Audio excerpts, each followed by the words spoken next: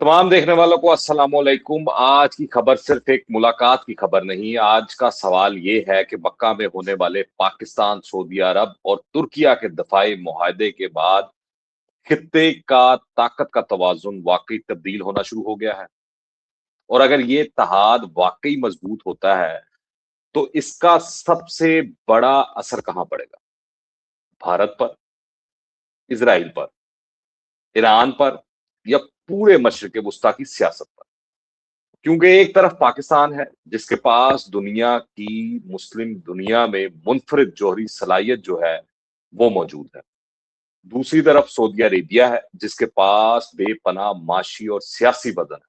और तीसरी तरफ तुर्किया है जो तेजी से अपनी दिफाई सनत को खुद कफील बनाने की तरफ बढ़ा। सबसे अहम सवाल है, ईरान को इस इत्तेहाद के बारे में क्या पैगाम दिया गया है? क्योंकि वजीर दाखिला मोहसिन नकवी ने ईरानी क्यादत को पाकिस्तान, सऊदी अरब और तुर्किया के दरमियान होने वाले दिफाई मुआहदे के खदोखाल से आगाह किया और खुसूसी पैगाम भी पहुंचाया।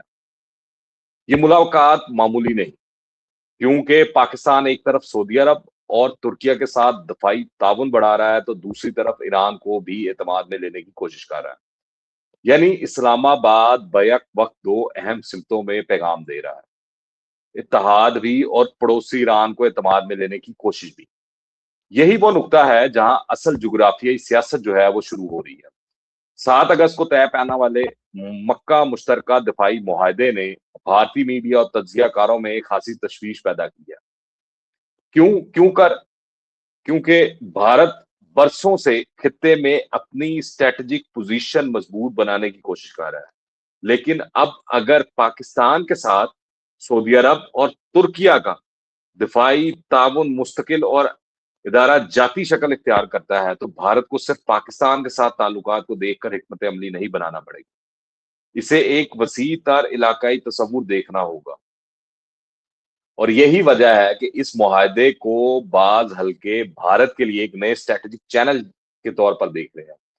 चीन से आने वाला तज्जिया भी इंतहाई अहम है। चीनी तज्जियाकार जियांग शुई चिन के मुताबिक सऊदी अरब, पाकिस्तान और तुर्किया का ये मुआहदा आलम इस्लाम में नुमाया असर रसूख रखने वाले ममालिक के एक अहम इत्तेहाद की कासी करता है। और इनका बुनियादी नुकता इंतहाई दिलचस्प है। सऊदी अरब की माशी और सियासी ताकत, तुर्किया की दिफाई और सनती सलाहियत और पाकिस्तान की अस्करी महारत एक जगह जमा हो रही है। अब सवाल ये है कि अगर ये तीनों सलाहियतें एक दूसरे के साथ मरबूत हो जाएं तो इसका नतीजा क्या होगा? सिर्फ एक दफाई मुआहदा या एक ऐसी स्ट्रेटेजिक शराकत दारी जो मुस्तकबिल में दिफा, इंटेलिजेंस और टेक्नोलॉजी, तवानाई और इलाकाई सफारतकारी तक फैल सकती है? यही वो सवाल है जिसका जवाब आने वाले महीनों में मिलेगा। यहाँ एक और अहम पहलू सामने आता है। इजरायली अखबार यदूत ने भी इस इम्कान पर तबसरा किया है कि अगर तुर्किया और इसराइल के दरमियान कशीदगी बढ़ती है तो इसराइल को सिर्फ तुर्किया ही नहीं बल्कि पाकिस्तान और सऊदी अरब के साथ भी एक वसीतर इलाकाई सूरत का सामना हो सकता है। अब सवाल ये है कि मिस्र क्यों पीछे हटा? ये सवाल शायद सबसे ज्यादा अहम है, क्योंकि अगर ये इत्तेहाद इतना ही ताकतवर है तो मिस्र इसमें क्यों शामिल नहीं हुआ? मिडल ईस्ट आई के मुताबिक तुर्किया की कोशिशों के बावजूद मिस्र ने शमूलियत से गुरेज किया और इसकी एक बड़ी वजह अपनी मौजूदा इलाकाई सिक्योरिटी शराकत दारियों में तवाजुन जो है वो बरकरार रखना हो सकती है। मिस्र के इसराइल के साथ, भारत के साथ, मुत्तहिदा अरब अमारात के साथ मुख्तलिफ नौयत के ताल्लुकात मौजूद है।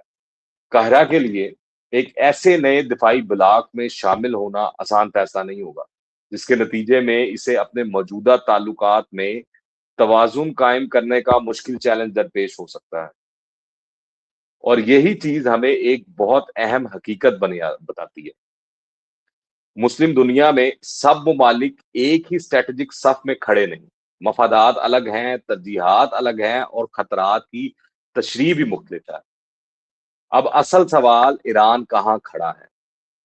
यहाँ मोहसिन नकवी की ईरानी क़यादत से मुलाकात इंतहाई अहम हो जाती है। इससे पहले वजीर जो खारजा है इसहाक डार साहब, उनकी जो है अपने हम मनसब से टेलीफोनिक गुफ्तगू जो है जो उन्होंने आगाह किया उनको इस मुआहदे के बारे में, वो भी बड़ा अहम है।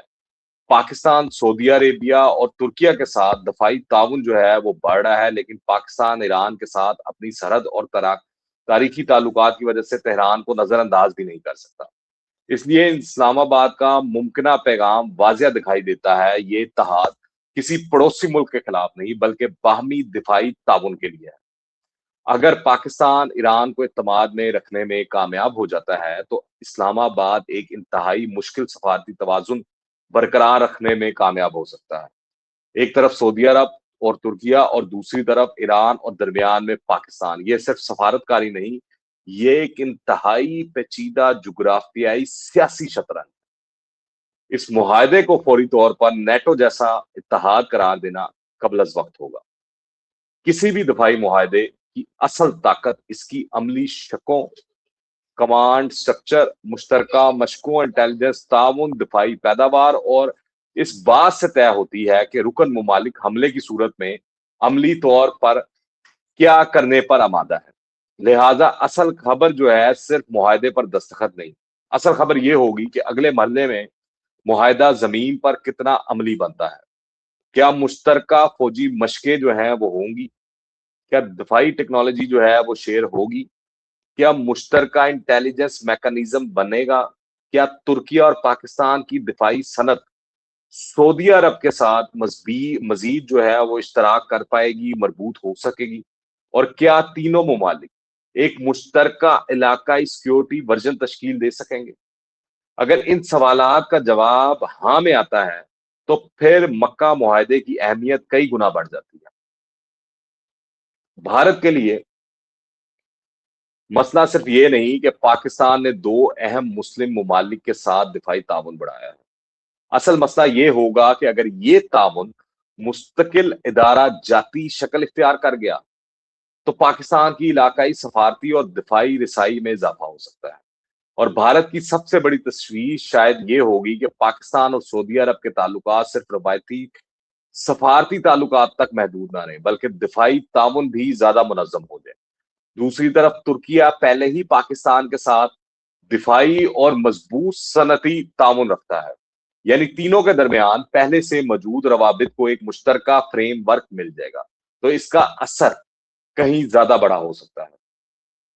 लेकिन क्या वाकई नई मुस्लिम सुपर पावर बन रही है? यह मैं आपको एक इंतहाई अहम बात बताना चाहता हूं। नई ताकत का ज़हूर सिर्फ हथियारों से नहीं होता। ताकत इस वक्त बनती है जब मईशत हो, टेक्नोलॉजी हो, दिफाई सनत हो, इंटेलिजेंस हो, सियासी इरादा हो और सबसे बढ़कर मुश्तरका हिकमत अमली हो। मक्का मुआहदे ने पहले चार अनासिर को एक मेज पर जरूर ला खड़ा किया है, लेकिन पांचवा अंसर यानी मुश्तरका स्ट्रेटेजिक विजन अभी वक्त के साथ जो है वो साबित होगा कि वो आता है कि नहीं। आखिरी बात, मक्का में एक मुआहदा हुआ है, लेकिन इस मुआहदे की बाज़गश्त मक्का से कहीं आगे सुनाई दे रही है। रियाज में, अनकरा में, इस्लामाबाद में, तेहरान में, नई दिल्ली में और तेल अवीव में भी। और शायद यही इस मुआहदे की सबसे बड़ी अहमियत है। शायद आज की सबसे बड़ी खबर यही है, मक्का में मुआहदा हुआ है, लेकिन इसके असरात अभी शुरू हुए हैं। मेरा नाम है नवीश शेख। आप देख रहे थे मेरा खसूसी तज्जिया। अगर आप समझते हैं कि पाकिस्तान, सऊदी अरेबिया और तुर्किया का ये इत्तेहाद खित्ते में एक नई ताकत बन सकता है, तो कमेंट्स में अपनी राय लाजमी दीजिए।